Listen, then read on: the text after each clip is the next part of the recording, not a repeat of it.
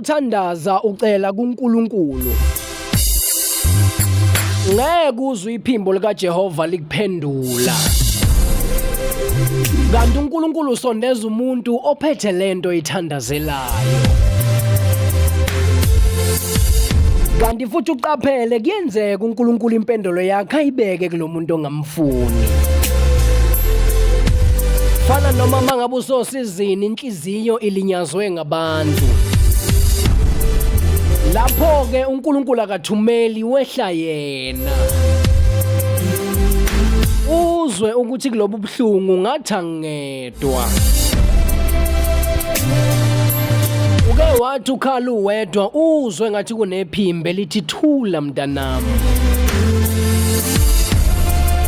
ungabusakhala sengikhona thula manje uthi mawuphuma phambi kwabantu uphume nesimile